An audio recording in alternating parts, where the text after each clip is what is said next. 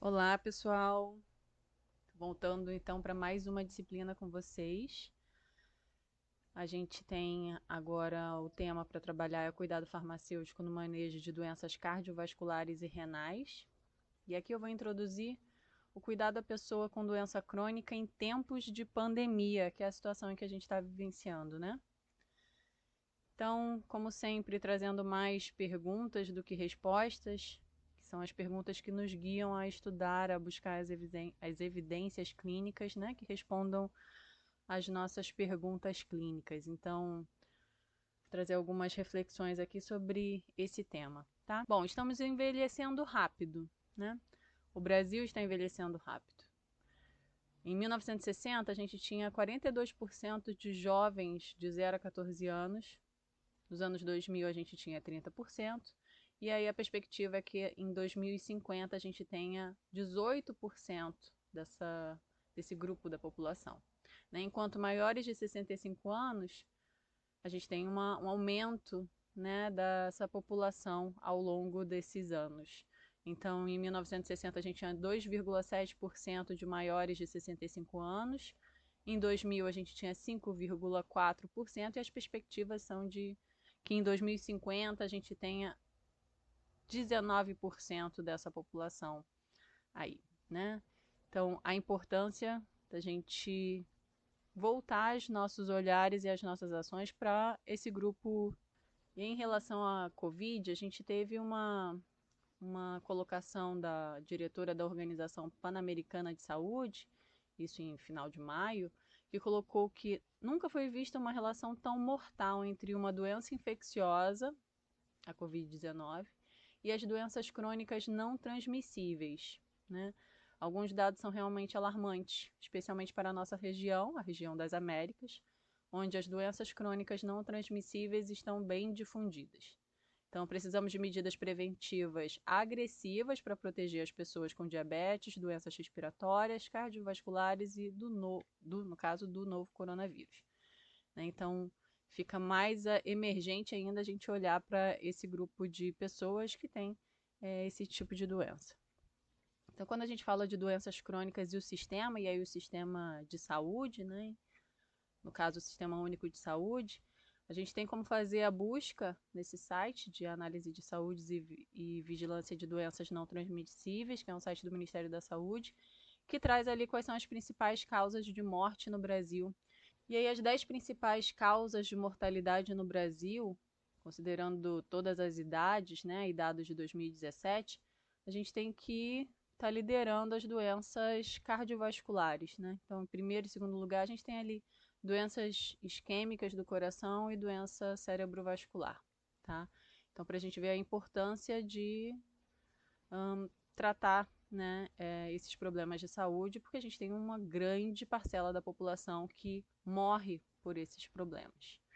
Né? E aí a gente tem dados do Rio Grande do Sul, quais são os principais grupos de problemas de saúde que influenciam nas internações e na mortalidade, né, do Rio Grande do Sul. Então a gente tem ali também entre as três primeiras doenças, em terceiro lugar, doenças do aparelho circulatório levando a internações no SUS. E em relação à mortalidade, a gente tem, né, em primeiro lugar, né, as doenças do aparelho circulatório. Então, a importância, novamente, da gente tratar desses problemas de saúde, né, tá aí na nossa cara. Então, as principais doenças crônicas do aparelho circulatório, a gente tem doença arterial coronariana, aterosclerose, acidente vascular cerebral, hipertensão, insuficiência cardíaca e cardiopatias. Não vamos trabalhar aprofundadamente, né, todas elas aqui, mas vocês terão condições de fazer as buscas nas diretrizes e nos materiais que que eu coloquei à disposição de vocês na plataforma, tá bom? A gente vai repassar brevemente que a gente está falando num contexto de desafio, né, para o uso seguro de medicamentos. Então, esses pacientes que têm doenças né, cardiovasculares e doenças renais, eles muito frequentemente se enquadrariam nesses critérios, né, colocados pela Organização Mundial de Saúde no desafio, né, no desafio global. Então a gente tem ali esses pacientes em muitos casos, utilizam medicamentos de alto risco de dano se utilizados indevidamente. Pacientes que utilizam digoxina, por exemplo, pacientes que utilizam varfarina, né? A importância da gente fazer o acompanhamento desses pacientes por ser medicamentos de alto risco. Pacientes que tomam múltiplos medicamentos para diferentes doenças e condições, então pacientes, por exemplo, que têm hipertensão arterial, podem ter outras doenças associadas, e aí a gente tem um aumento, né, de uso de medicamentos ao longo da progressão da doença, e principalmente se ela não estiver devidamente controlada, a gente vai associando outros problemas de saúde. E além disso, pacientes que passam por transições de cuidados, né? Então, pacientes que porventura teve uma emergência, então tive um pico hipertensivo e tive que ir à emergência, e aí, ou tive um AVC e tive que ir numa unidade de pronto atendimento, fui hospitalizada, saio de lá com uma nova prescrição diferente daquela que eu estava utilizando anteriormente. E aí, como é que eu vou. O que eu tenho que fazer agora? Eu utilizo o que eu tinha antes ou eu utilizo o que agora o médico do hospital tinha me passado? E aí eu vou lá e pergunto para o farmacêutico. Né? Então, são situações em que esses pacientes necessitam de orientação para que a gente possa aí promover o uso racional de medicamentos. Né? A gente teve no mês passado a campanha, né? Não é uma campanha, já o Dia Nacional do Uso Racional de Medicamentos, que é 5 de maio, em que a gente entende, né, como conceito, tem uso racional de medicamentos quando pacientes recebem os medicamentos para as suas condições clínicas em doses adequadas às suas necessidades individuais, por um período adequado e ao menor custo para si e para a comunidade, né? E aí, assim, quando a gente fala de doenças cardiovasculares e renais, a gente tem um amplo acesso ao arsenal terapêutico no Sistema Único de Saúde, tá? Claro, existem vários outros medicamentos que também são utilizados nesses tratamentos, mas que não estão nas listas, né, nas relações municipais ou estaduais ou mesmo nacional de medicamentos essenciais, mas que também são utilizados pelos pacientes, né? Então, existem programas, enfim, quem está em farmácia comercial sabe que existem alguns programas também de laboratórios que facilitam um pouco o acesso também a outras estratégias terapêuticas, né? E aí eu pergunto, será que basta ter acesso ao medicamento? Né? Como é que a gente sabe que os medicamentos estão atingindo o objetivo deles, né? Então, voltando a algo que a gente já tinha falado lá na aula, na disciplina anterior, né? Existem princípios de uma farmacoterapia racional, princípio, né, que a gente deve seguir para fazer a avaliação do uso dos medicamentos desse paciente, tá? Então, um paciente chega até você, pode ser feito rastreamento? Pode, e aí a gente encaminhar para um atendimento especializado e então esse paciente começar um início de um tratamento de hipertensão arterial, por exemplo. Mas em muitos casos o que acontece é que vêm os pacientes já com essas prescrições, né, já com um tratamento para ser adquirido na nossa farmácia, seja ela pública ou privada. E aí, quando a gente tem que fazer uma avaliação dessa farmacoterapia, né, do uso dessa farmacoterapia, são esses 4 princípios que a gente tem que avaliar, né? Então, retomando, a necessidade, eu preciso garantir que o paciente utiliza todos os medicamentos que necessita. Então, é necessário, na anamnese, avaliar, né, todos esses medicamentos que ele está utilizando e para que servem esses medicamentos. E todos os problemas de saúde que ele tem, quais são os medicamentos que ele está utilizando. Para que eu também possa avaliar se o paciente não utiliza nenhum medicamento desnecessário, né? O caso de automedicação, por exemplo, né?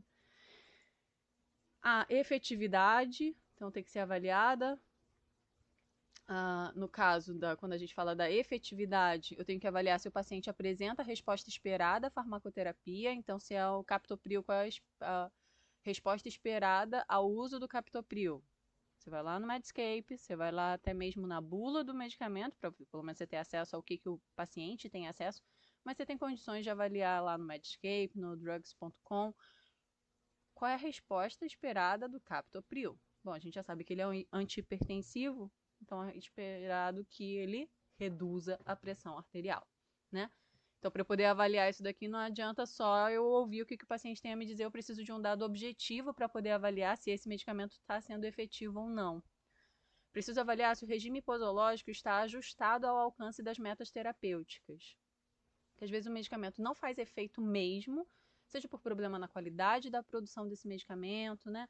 Seja porque não faz efeito naquela pessoa, tá? Não tem o efeito esperado naquela pessoa. Mas às vezes ele não está numa dose adequada. E aí ele não tem o efeito esperado porque ele não está na dose, no esquema terapêutico adequado para aquela meta terapêutica. Então isso tem que ser avaliado. Quando a gente está avaliando a segurança, então eu preciso avaliar se a farmacoterapia, se ela não produz outros problemas de saúde. Então, a gente tem ali a situação de alguns diuréticos, né, que podem aumentar o risco daquele paciente desenvolver diabetes, né? Então vocês têm como ali pesquisar, dar uma olhada, até se colocar ali no fórum o que vocês descobriram, mas a gente tem situações de medicamentos que podem levar, né, o seu uso prolongado pode levar ao desenvolvimento de outros problemas de saúde. Então a gente tem que verificar se eles estão sendo seguros nesse sentido. Então, avaliar todos os parâmetros que são ditos ali na, na descrição desse medicamento no Medscape, no drugs.com, por exemplo, tá bom? E aí também avaliar se essa farmacoterapia não agrava outros problemas de saúde pré-existentes, tá? Quando a gente está falando então de conveniência, né, que está relacionado com a adesão, preciso garantir de novo, então, que o paciente esteja compreendendo e seja capaz de cumprir o regime posológico, né? São quantas tomadas ao dia? Quantas vezes ele tem que tomar? Em qual horário do dia que está distribuído isso? Para que a gente possa verificar se ele compreende essa distribuição, né? E se ele consegue fazer nessa distribuição que está prescrita. Captopril 3 vezes ao dia ele consegue tomar? Captopril 25 miligramas, um comprimido 3 vezes ao dia, é possível para essa pessoa? Tem que ver. Né? E qual o horário que ela está utilizando? Se está ali na prescrição Captopril 3 vezes ao dia, será que ela está utilizando 8 horas da manhã, 2 horas da tarde e 6 horas da tarde? Da noite? Tenho que avaliar também se o paciente concorda e adere ao tratamento numa postura ativa, né? Porque às vezes ele sabe tudo que tem que ser feito, ele é capaz de cumprir, mas ele não tem aquela postura ativa para utilizar, né, para fazer o uso desse tratamento. Então é preciso entender como que está o comportamento desse paciente em relação a esse tratamento, qual é a experiência que ele tem com esse tratamento, que para cada um vai ser diferente, tá? Então, de novo, a gente avalia, né, esses princípios nessa hierarquia. Primeiro eu avalio necessidade, depois eu avalio efetividade, na sequência segurança e por último conveniência, tá? E aí vocês vão ter também à disposição um estudo, um artigo, né, que traz ali fatores associados à baixa adesão ao tratamento farmacológico de doenças crônicas no Brasil. Esse é um estudo proveniente da Pesquisa Nacional sobre Acesso, Utilização e Promoção do Uso Racional de Medicamentos, que aconteceu ali entre 2013 e 2014, uma pesquisa nacional, né? Que vocês conseguem acessar os resultados dela na íntegra nesse site que é da URGS, é urgs.br/PNA1. Né? E aí o artigo que está à disposição de vocês traz alguns desses, na avaliação que eles fizeram, então, fizeram pesquisa em cidades que são urbanas, né, majoritariamente urbanas, e aí foram avaliados aqueles pacientes que utilizavam medicamentos para alguma doença crônica, fizeram então a avaliação da adesão desses pacientes, né? Para avaliar a adesão desses pacientes, eles utilizaram um instrumento que se chama Brief Medication Questionnaire, que é o BMQ, tá? Então, esse instrumento de avaliação da adesão ao tratamento, ele está disponível naquela síntese de evidências sobre adesão ao tratamento que eu disponibilizei para vocês na outra disciplina. Tá? Tá lá no material em que tinha várias formas de avaliar a adesão ao tratamento. E uma delas é o BMQ. Então, a gente pode ver ali, né, que ele tem o BMQ é um instrumento que ele é complexo, Ele traz aqui complexo, por quê? Porque faz uma série de perguntas sobre o que o paciente compreende, como ele faz, o que ele acredita, como que ele consegue realizar aquele tratamento, tá? Então é feita algumas perguntas, eu tenho que ter a prescrição desses medicamentos, a prescrição do paciente, para poder avaliar para poder comparar com aquilo que ele for me dizendo ao longo dessas perguntas. Então eu faço perguntas sobre o uso na última semana. Então, quais os medicamentos que você utilizou na última semana? Qual era o medicamento? Qual era a dose? Né? Quais dias que tomou esse medicamento? E aí, sucessivamente, quais são os horários? Quantos comprimidos que utilizou? Né? E aí, para que serve aquele tratamento? Qual foi o efeito que ele observou? Quantas vezes ele esqueceu de tomar aquele medicamento? Né? E aí a forma como a gente faz as perguntas, elas também conduzem a uma resposta diferente. Então, é um instrumento que necessita de um treinamento para sua aplicação. Né? Então, eu pego essa prescrição, vou ali e vou fazendo as perguntas. Bom, dona Maria, a senhora então pode me dizer que nessa última semana, quais foram os medicamentos que a senhora tomou? Ah, minha filha, eu tomei captopril, tomei o Lazida e tomei o Urix. A gente escreve como ela disse, né? Porque é como ela entende, esses 3 medicamentos, por exemplo.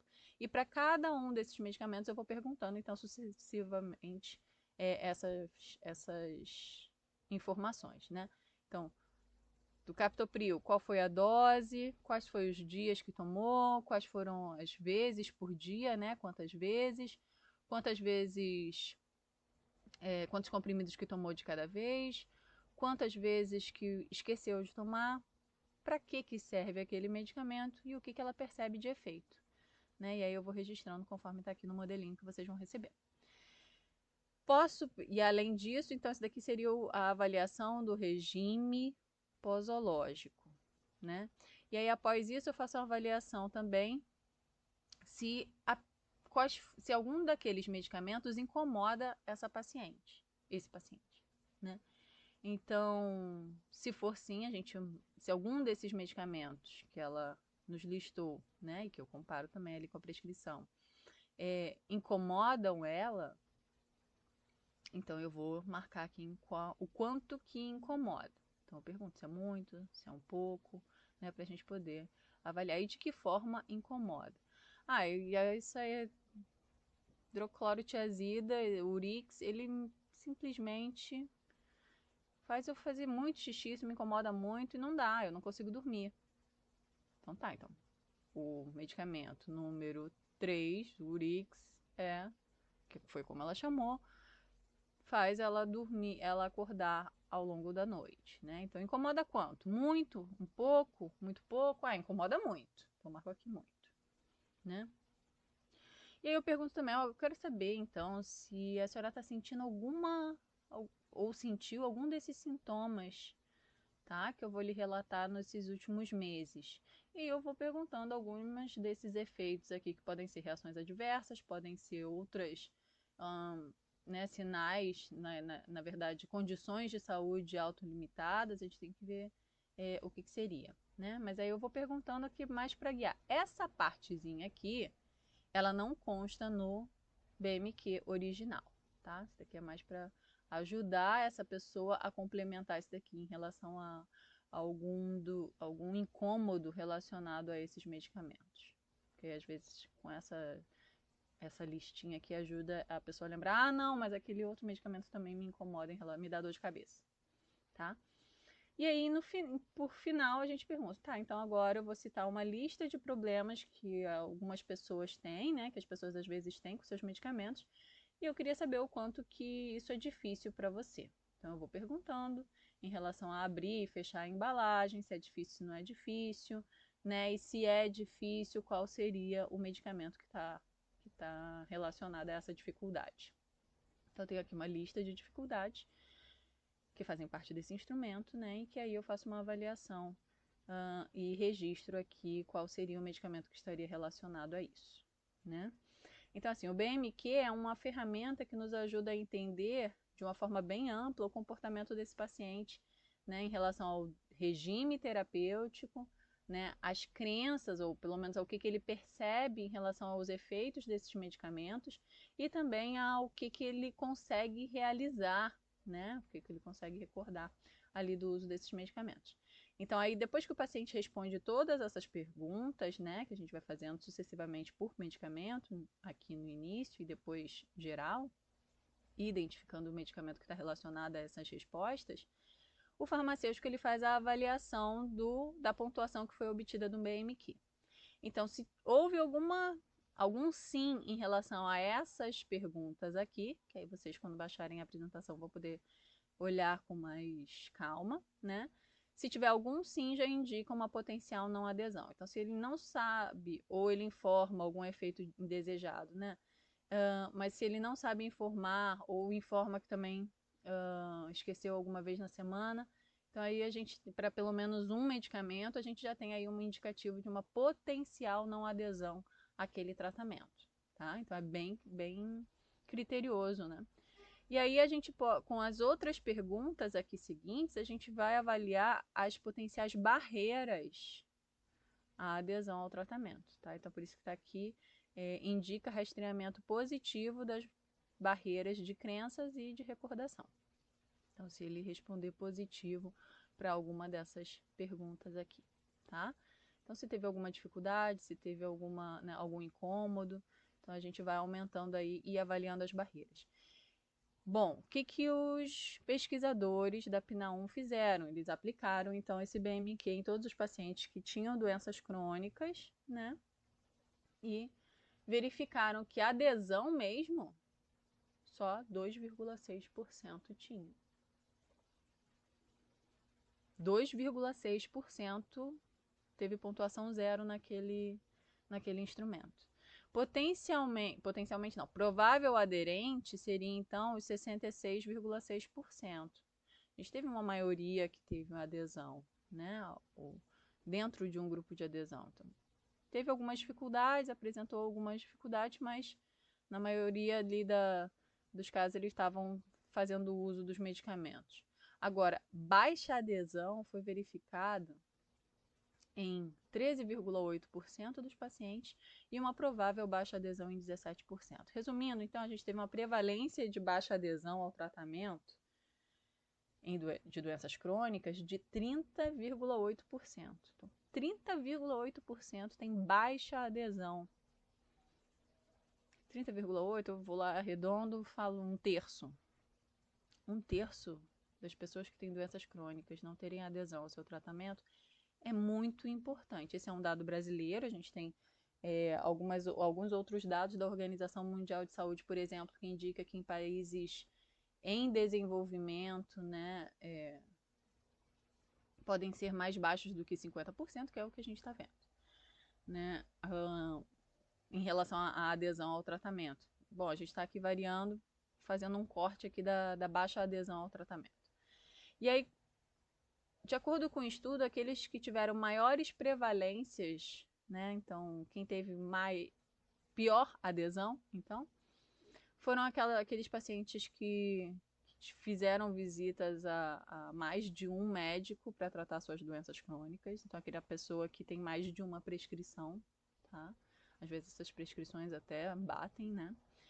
Foram aqueles pacientes que tiveram 2 ou mais internações nos últimos 12 meses. Essas pessoas tiveram, então, pior adesão, né? Pacientes que tiveram 2 ou mais atendimentos à emergência nos últimos 12 meses também, né? Então, a sua maioria ali, a gente vê 50% desses pacientes estavam com baixa adesão. Então, a importância da gente avaliar, né? E propor um plano de cuidado que ajude esse paciente a melhorar a sua adesão ao tratamento. Porque para a gente poder ter o efeito, não basta ter o medicamento, mas saber fazer o uso corretamente dele e ser capaz de cumprir aquele tratamento, né? Então, aí do grupo de pacientes, se a gente for olhar, A gente teve maiores prevalências de baixa adesão em pessoas jovens, entre 20 e 39 anos, nesse estudo. Quem nunca estudou, quem paga alguma parte do tratamento, então pega uma parte no SUS e pega uma parte e compra uma outra parte, né? Essas pessoas, 46,6% dessas pessoas tinham baixa adesão. Quem se autoavalia com pior percepção de saúde, então a pior autopercepção de saúde. Pacientes que apresentavam 3 ou mais doenças também tinham pior adesão, então são mais doenças, mais medicamentos para utilizar, mais médicos para visitar, né?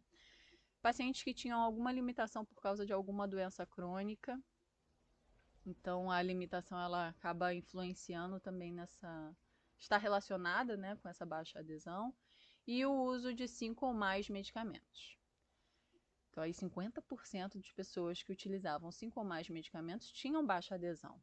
Aí um problema grande, né? Então, assim, se fosse para desenhar um serviço, ou começar a estudar, ou começar a trabalhar com pacientes com doença crônica, no caso aqui as doenças cardiovasculares e renais, eu começaria por, né, olhando aqui esse perfil de pacientes que tem baixa adesão, que é onde a gente poderia ter maior resultado, né? Então, voltando também, isso daqui já foi falado sobre os fatores que são relacionados com a adesão ao tratamento, né? Só vou passar. Então, quais são os fatores que a gente precisa considerar, né, que estarão aí relacionados à adesão? Então, ali, como eu tinha falado das leituras recomendadas, tá para vocês disponível na outra disciplina. Embora já tenha aqui também o link, vocês conseguem acessar isso daqui no PDF, tá? E aí, como é que a gente está cuidando dessas pessoas com doenças crônicas hoje, vocês, né? Em relação, Márcia, eu não atendo paciente, tá? Na sua família, quem tem doença crônica, como está sendo cuidado, né?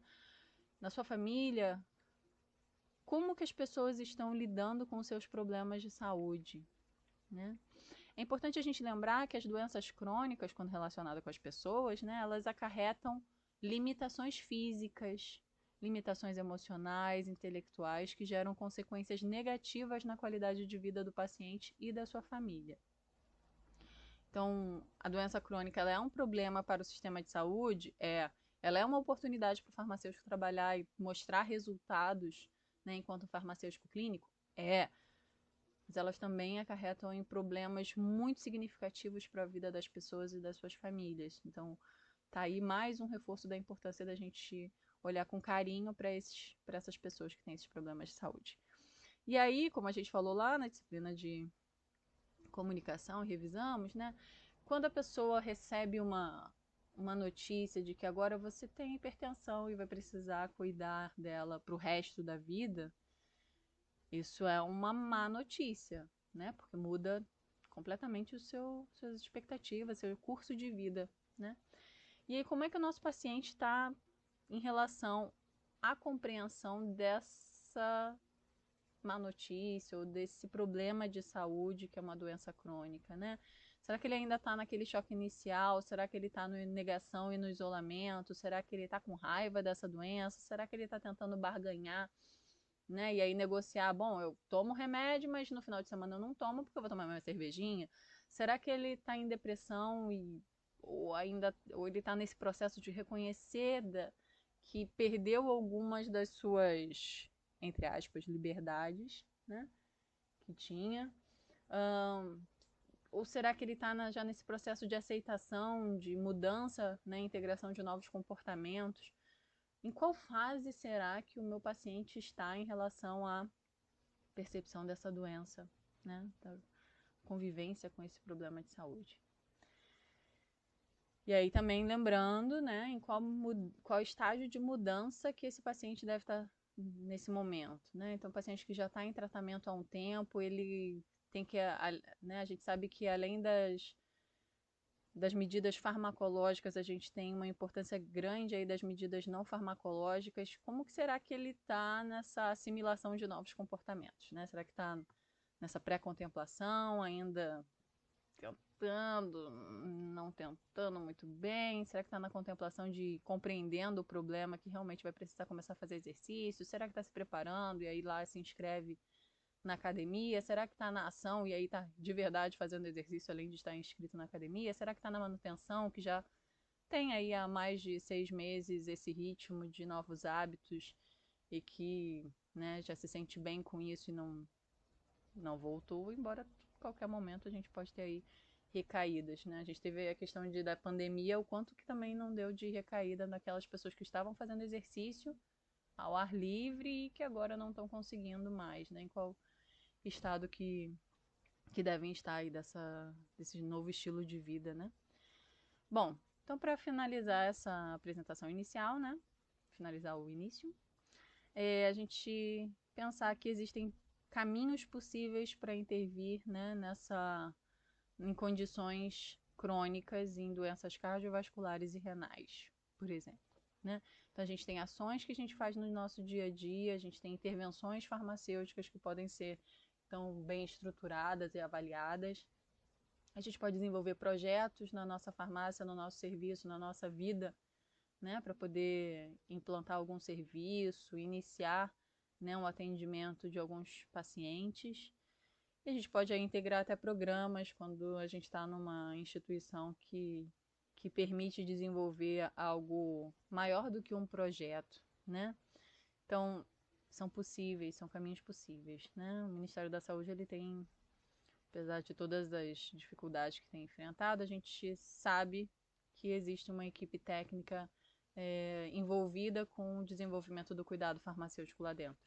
Então, temos aí perspectivas, né, para o desenvolvimento do cuidado farmacêutico no SUS, né, a continuidade desse desenvolvimento. Então, aí, como caminhos possíveis, a minha proposta, então, que a gente faça o planejamento para as pessoas e com as pessoas, tá? Então, se você quer desenvolver um novo serviço na sua farmácia, né, no hospital em que você trabalha, ou um serviço que você quer fazer de forma autônoma, vamos pensar junto com o paciente, entender quais são as necessidades desses pacientes para então você conseguir desenvolver algo que esteja centrado mesmo nessas pessoas e não o que você quer fazer, o que está mais na moda. Né? Essa é uma tônica atual da gente fazer a cocriação, ou seja, trabalhar, planejar com as pessoas, né? Além de para as pessoas. Bom, então vamos continuar construindo. Teremos aí algumas outras apresentações e a proposta de trabalho para vocês atenderem um paciente, tá bom? Até a próxima!